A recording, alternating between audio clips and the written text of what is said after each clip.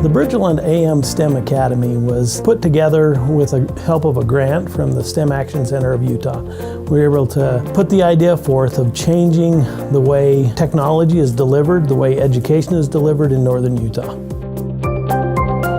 The program was developed to address a need in industry right here in our region. Autoliv, one of our local employers, needs more automated manufacturing technicians.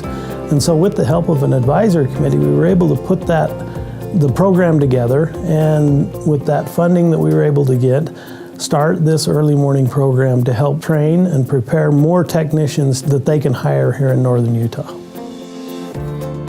This AM STEM program is designed to use current available technology to deliver the training program. It uses face-to-face instruction. It uses the Utah Education Network video conferencing system to deliver the education to 7 area high schools. And it's also being recorded so that it can be put into Canvas, our learning management system. Every summer we spend a couple weeks, we bring all the high school instructors into Bridgerland and they do hands-on labs. So all the labs that those students are going to do throughout the year, these high school instructors are trained with our full-time instructors at Bridgerland how to do each and every assignment, or every project, every lab on these trainers. We're excited about the AM Robotics program at Box Elder School District because we live in a community that's very dependent upon the technologies that are going to be taught our students.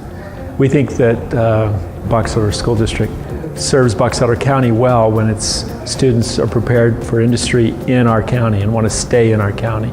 So when I think about this, I get excited because it is what is happening now around the globe. This is what's in demand right now. The strength of this program is that it leads on to other options for the student. They can actually complete a certificate. They'll start it at our high schools, complete the certificate at Bridgerland, and look for employment at that time, which is in very high demand, or they could even take it to higher education.